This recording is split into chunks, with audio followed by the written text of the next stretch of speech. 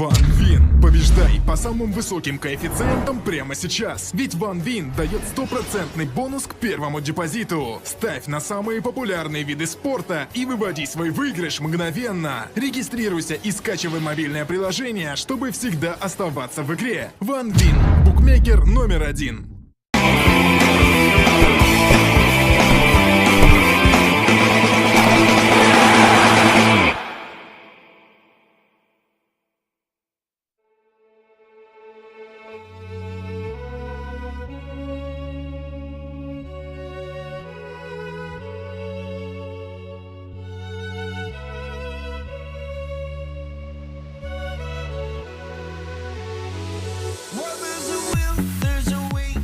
Поль Погба мен Джесси Лингард сияқты, Златан Ибрагимович пен Максвелл сияқты, Адам Лалана мен Джон Хендерсон сияқты командадағы ең жақын адал достар әр клубта бар айқын.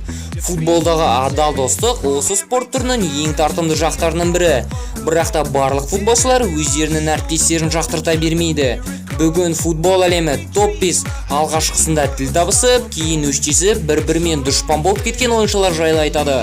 Арнамызға жазылуды ұмытпаңыздар, ал біз бастаймыз.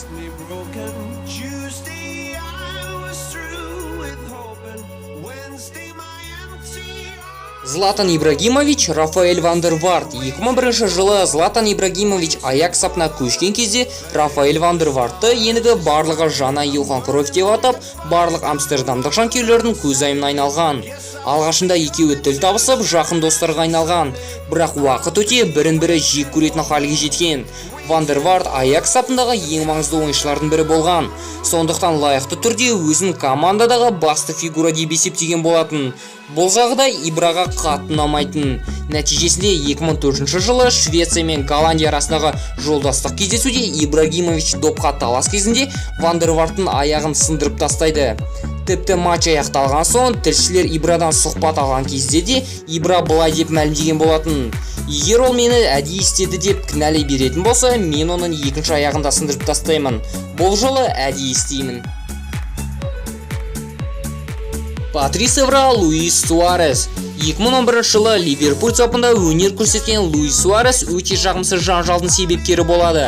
Манчестер Юнайтедке қарсы матчте Суарес Патрис Эврамен байланысқан кезінде оны негр деп атаған болатын. Осы ісінен кейін FIFA Суареске көп матчтық дисквалификация жазып береді. Бірнеше жылдан кейін екеуі де бірін-бірі кешіргені жайлы мәлімдеген. Ал Патрис тіпті Луистің суретін Инстаграмға салып, оны үздік шабуылшы деп атаған болатын. Бірақ та көпшіліктің айтуы бойынша олар әлі күнге дейін бірін-бірі жек көреді. Джон Терри, Уэйн Бридж. Жалпы ағылшын чемпионатындағы ең атышулы жанжал ЮАРдағы әлем чемпионатының басталуына 2 ай қалғанда болған шығар.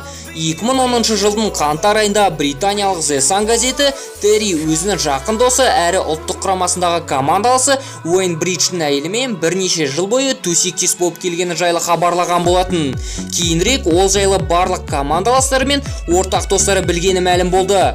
Осы жағдайды естіген Фабио Капелло дереу түрде Терриді ұлттық құрамадағы капитандық лауазымынан айырады, ал Бридж мүлдем кетіп қалады. Арада уақыт өте Man City мен Челси арасындағы матчте Бридж пен Терри тағы кездеседі. Командалық сәлемдесу кезінде Бридж Терридің созып тұрған қолын көрмегендей өте шығады. Мауро Икарди, Макси Лопес. Мауро Икарди Джон Терридан да асып түскен секілді. Өзінің жандосы әрі командаласы Макси Лопездің әйелімен бірнеше жыл жасырын кездесіп жүреді. Бәрі анықталған кезде бұл оқиға үлкен жанжалға айналады. Ал келесі жылы Лопес ортақ 3 баласы бар Ванда Нарамен ажырасқан сәттен бір ай өтпей жатып, Икарди Вандаға үйлену тойын жасайды. Қазірде әйелі Ванда Нара Мауро Икардидің жеке агентінде қызметін атқарады. Жанжал тынышталған соң Икарди өзінің автоөмір баянында осы оқиға жайлы барлық шындықтарды айтқан болатын. Осы жанжал барысында жағдай тіпті итальяндық мафияның араласуымен болғаны белгілі болды. Мафия Лопесға ескі досының көзін құртуды ұсынды. Бірақ та қуанышқа орай Макси Лопес бас тартты. Роберт Левандовский, Якуб Блащиковский. Левандовский мен Блащиковский Польша тарихындағы соңғы 10 жылда ең үздік ойыншыларға жатады. Олар көп жыл бойы Боруссияда бірге өнер көрсеткендіктен аралары жақсы секілді көрінгенмен бірін-бірі өте қатты жек көретін. Оның себептерінің бірі политикалық келіспеушіліктер болған. Левандовский либералдық Польша партиясын қолдаса, Блащиковский консервативтік партияға жақ болатын. Жалпы айтқанда Левандовский басқа да әріптестермен де жанжалдармен ерекшеленетін. Бірде Роберт өзінің командаласы Лукас Барриоспен де төбелесіп қалған. Оның себебі Барриос Робертті құттықтап жатқан кезде екі қолын бермей, бір қолын ғана бергені себеп болған.